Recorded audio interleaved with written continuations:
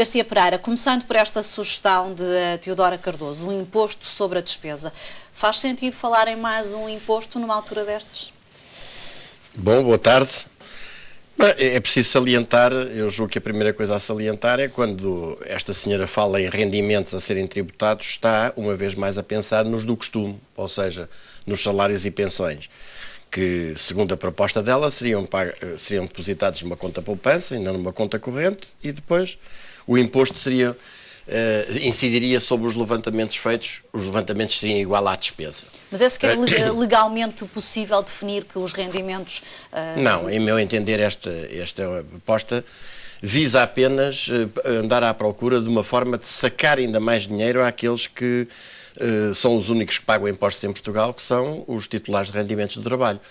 E o rendimento, o imposto, aquilo que a Constituição impõe, é um imposto sobre o rendimento, único e progressivo, o que significa, por exemplo, que a multiplicação de impostos, de reais impostos sobre o rendimento, como é o caso da chamada SES, da Contribuição Especial de Solidariedade, que, como eu costumo dizer, não é contribuição nem é especial, nem é de solidariedade, é um novo imposto sobre o rendimento que viola clarissimamente o princípio da unicidade do imposto e, obviamente, que isto oneraria apenas os rendimentos do trabalho, isto é, daqueles que recebem algo que é depositado numa conta e, portanto, que não podem escapar de forma nenhuma à tributação, visto que ela é aplicada imediatamente na fonte e, portanto, o que está aqui em causa é a aplicação, mais uma vez, da velha receita de sempre, que a atual situação do país, a manutenção da pertença do euro e a manutenção da lógica do pagamento da dívida não permitirá sair, senão através exatamente do agravamento dos impostos e abaixamento dos salários. Convém não esquecer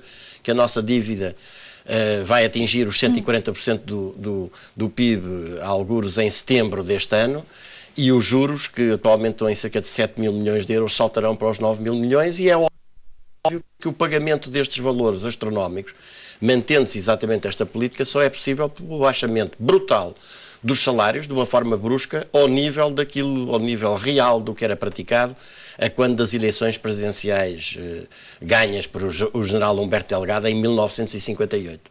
Garcia Pereira, o consenso tem sido sobrevalorizado. Com PS ou com PSD, o caminho terá de ser o mesmo, porque estamos dependentes de uma troika e de um programa de ajuda externa e de uma Europa com uma voz dominante? Bom, quando dois mafiosos se beijam na boca, o povo deve estremecer. E eu acho que é exatamente isso que significa estes apelos sucessivos ao consenso. Não tem outro significado que não seja o de pôr a nu que a política do governo, de Cavaco e do governo, para impor a manutenção do euro, impor o pagamento de uma dívida que o próprio Cavaco, no seu célebre prefácio aos roteiros, reconhece que é absolutamente impagável, já não tem força sozinha para se impor ao povo português. E isto é o primeiro facto que me parece muito importante realçar. Só aparecem estes apelos ao consenso e ainda por cima por parte de um governo tem uma concepção, um governo e um Presidente da República tem uma concepção fascista da política, que é de que só há lugar à nossa opinião. O Presidente da República despede dois assessores pelo facto de eles terem ideias, como se os assessores ou consultores do Presidente da República não fossem pagos para exprimir os seus pontos de vista, as suas ideias, e não para seguir as ideias do seu pagante. O Governo tem aquela posição... Foram os próprios consultores a pedir... Deixemos tretas. Eles foram forçados a apresentar a exoneração, foram corridos de Belém pelo facto, essa é a forma diplomática de disfarçar o serem corridos porque expressaram uma opinião diferente do His Master's Voice. E do ponto de vista, relativamente aos partidos da oposição, o PSD tem mantido uma posição, o Governo em particular, o Primeiro-Ministro tem mantido uma posição que é de os partidos da oposição só têm direito a falar se concordarem com os pontos de vista do Governo. Ora, esta posição está hoje completamente isolada. Esta posição está completamente isolada da cheque em branco. E o que se trata aqui é tentar obter um apoio para continuar a aplicar a mesma política. É, aliás, esse o significado que tem este manifesto dos 75, que não difere no essencial, no que diz respeito à aceitação da lógica na permanência no euro, que é a causa fundamental do endividamento e da austeridade perpétua no nosso país. E é preciso dizer com toda a clareza que o nosso país, a situação catastrófica a que chegou, impõe que se saia dela, mas não através de qualquer reestruturação da dívida. Nós temos a experiência da Grécia, sobre quem ninguém fala, em que foi feita uma reestruturação da dívida, um perdão de 50% da dívida, perdão de juros, e agora a dívida está maior do que estava antes, e os juros estão maiores do que estavam antes, o que mostra que enquanto se mantiver a pertença a uma moeda sobrevalorizada, que outra coisa não é que o marco germânico, que impede que haja uma exportação em termos assinalável de bens transacionáveis, que faz definhar aquilo que é a capacidade de produção própria e que desindustrializa completamente um país. Recordo apenas que em 1974 o PIB de Portugal, a indústria contribuía com 40% para esse PIB. Atualmente contribui com 13% e a agricultura com apenas 2%. E o resto são 85% que são do setor dos serviços. Um país, nestas circunstâncias, é um país completamente endividado. O que o consenso pretende é criar uma espécie de bloco central alargado, aquilo de uma coligação de centro-direita que a comunicação social chamou Bloco Central, que já se percebeu que agora vai até alguns dissidentes do PCP e a ala direita do bloco de Esquerda para perpetuar a mesma linha que conduziu o país à catástrofe e que não tem saída. E o que estes senhores estão neste momento a desenhar é uma solução. Recordemos que Cavaco disse que há um excedente de 3%, um excedente primário de 3%. Nós levaríamos 21 anos, pelo menos, a colocar-nos dentro do critério dos 60% do Tratado Orçamental. Ora, nunca houve nenhum país que tivesse um crescimento, tivesse um excedente primário de 3% consecutivamente durante 21 anos. Portanto, estes senhores estão a falar de endividar não apenas esta geração, como a dos filhos, como a dos netos, dos bisnetos e dos trisnetos. E, portanto, o que se trata aqui, o apelo ao consenso, não significa outra coisa que não seja procurar obter maior apoio para uma política que é absolutamente catastrófica para o futuro do país. Mas para ter outra política, para ter uma alternativa, precisa que alguém a apresente. Claro, e a alternativa... Esse é o ponto. E a alternativa, pois, esse é o ponto.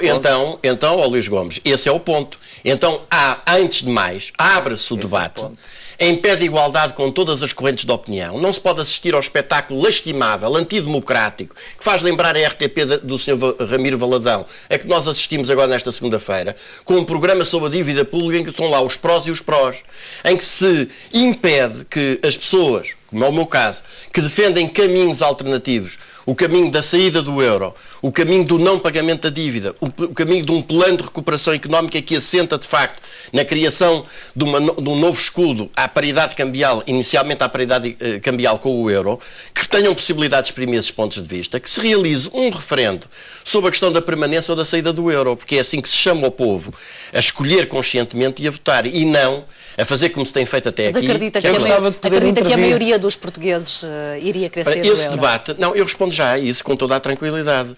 Vamos lá ver. A minha posição é que se deve ser realizado esse referendo, porque nenhum português delegou em nenhum dirigente político, nem em nenhum partido, quaisquer poderes ou competências, nem sequer para decidir da integração da União Europeia, muito menos para decidir na integração no euro. E é uma reivindicação democrática básica. A percepção que eu tenho é que no debate em pé de igualdade, os argumentos daqueles que defendem que a permanência no euro significa a austeridade perpétua são imbatíveis. Mas, obviamente, que se defendemos a realização de um referendo, respeitaremos democraticamente os resultados desse referendo. Agora, o que não se queira é evitar o debate na praça pública. Ele já está aí.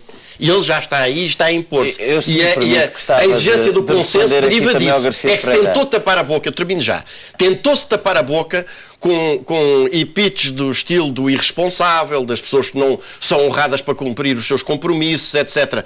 É esta questão central e hoje percebe-se que as eleições para o Parlamento Europeu têm uma questão central a discutir. É se nós continuamos no euro e endividamos o país e regressamos aos níveis de empobrecimento do tempo de Salazar e sacrificamos as próximas 3 ou 4 gerações, ou se nós cortamos com esse caminho, saímos do euro, estabelecemos uma nova moeda, rejeitamos a política da Troika e recuperamos a nossa soberania, não apenas política, como económica, monetária, cambial. É esta a grande questão. 15 dos 18 países da zona euro, 15 dos 18 países da zona euro têm dívidas que ultrapassam o rácio estabelecido pelo Tratado Orçamental. Entre os quais a própria Alemanha. Portanto, desde a Alemanha, que tem 80%, a Itália tem o maior deles até agora, porque vai ser ultrapassada por Portugal, 130%, a Bélgica tem 100%. No entanto, apenas em relação a 3 países se exigiu a imposição de um plano e a colocação desses países sobre, digamos, a denegação da sua soberania sob as ordens da Troika. Os resultados, aquilo que o Luís Gomes refere como os resultados, estão aí à vista com os índices que foram publicados recentemente e que são uma vergonha para um país que se prega quando há pobreza. Exatamente. Salientando um ponto que eu acho que é importante.